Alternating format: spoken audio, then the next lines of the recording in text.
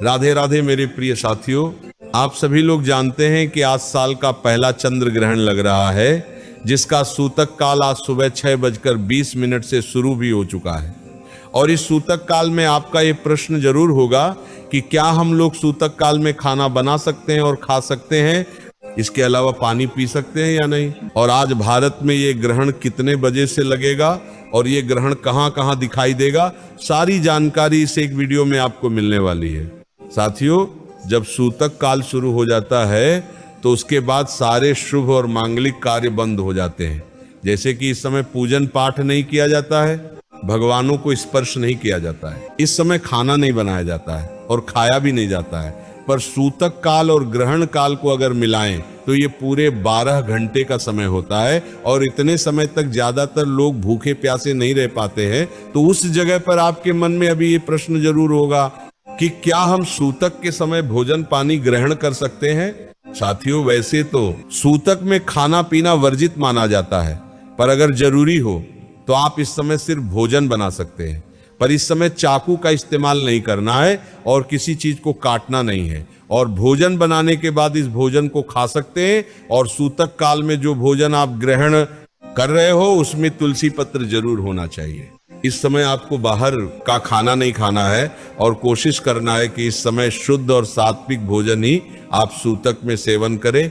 इसके बाद आप लोगों को इस दिन सूतक में पानी भी वो पीना है जिसमें तुलसी पत्र डाला हुआ हो। साथियों, इसके बाद में इस चंद्र ग्रहण की शुरुआत हमारे भारत समय अनुसार दोपहर में 3:20 से होगी और चंद्र ग्रहण की समाप्ति शाम 6:45 पर होगी। इस ग्रहण की कुल अवधि लगभग 3 घंटे 27 मिनट की होगी और इसका मध्यकाल लगभग 5 बजे का होगा। पर दिन के समय हमारे यहाँ चंद्रदेव उपस्थित नहीं होंगे, इसलिए ये ग्रहण हमारे भारत में शाम को 6:30 के बाद ही दिखेगा, क्योंकि भारत में आज चंद्रोदय का समय लगभग 6:30 का होगा। ऐसे में अगर देखा जाए तो ये ग्रहण हमारे भारत में सिर्फ 17 मिनट के लिए देखने को मिलेगा और हमारे भारत में इस ग्रहण का सबसे ज्यादा असर इसी 17 मिनट में होगा। इसीलिए इस समय कोई भी अपने घर से बाहर न निकले और इस चंद्र ग्रहण को अपनी आंखों से देखने की गलती भी ना करें और ग्रहण की रोशनी में जाने से बचें। साथियों, ग्रहण के दौरान अगर आप एक स्थान पर बैठकर भगवान के मंत्रों का जाप करते हैं तो इसका फल आपको कई गुना बढ़कर मिलता है। इसीलिए यह काम सभी लोग जरूर करें। इसके अलावा ग्रहण के दौरान आपको मूवी, फिल्म या सीरियल जैसी चीजों को अपने मोबाइल या टीवी में नहीं देखना है।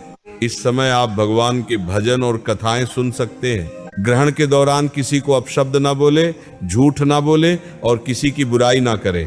साथियों, इसके बाद यह चंद्र ग्रहण हमारे भारत के ज्यादातर क्षेत्रों में देखने को मिलेगा, जैसे कि असम, गुवाहाटी, डिब्रूगढ़, अरुणाचल प्रदेश, मेघालय और नागालैंड जैसे राज्यों में इसे स्पष्ट रूप से देखा जा सकेगा। इसके अलावा कोलकाता, भुवनेश्वर और पटना जैसे शहरों में ग्रहण का काफी बड़ा हिस्सा भी दिखाई देगा। इसके अलावा दिल्ली, मुंबई, बेंगलुरु, चेन्नई और हैदराबाद जैसे शहरों में भी चंद्र ग्रहण का आखिरी भाग दिखाई देगा। साथियों, ये चंद्र ग्रहण भारत के अलावा Asia, Australia, New Zealand, America, Fiji और अंटार्कटिका के अलग अलग हिस्सों में भी दिखाई देगा। साथियों, आज भले आप सुबह के समय स्नान कर ले, पर ग्रहण समाप्त होने के बाद आपको वापस से स्नान करना होगा। भले आप लोग इस चंद्र ग्रहण के सूतक काल के नियमों का ज्यादा पालन न कर पाए, पर ग्रहण के समय में सभी नियमों का पालन जरूर करें। साथियों, इसके अलावा जब शाम के समय ग्रहण समाप्त हो जाए तो उसके बाद आपको अपने घर में जो भी पका हुआ भोजन होगा, जो कि बच गया होगा, उसको फेंक देना है या किसी कुत्ते को खिला देना है, पर खुद नहीं खाना है। आपको ग्रहण समाप्ति के बाद ताजा भोजन बनाकर ही सेवन करना है। साथियों, ग्रहण और सूतक में आपको सोना भी नहीं चाहिए, आप आराम कर सकते हैं, पर गहरी नींद नहीं लेना है और नाखून और बालों को भी नहीं कटवाना है। साथियों, ग्रहण के समय पेशाब जाने से भी बचना चाहिए। अगर जरूरी है तो जा सकते हैं और पानी भी नहीं पीना चाहिए। ग्रहण काल के दौरान गर्भवती माता बहनों को ज्यादा सावधानियां रखनी होती है।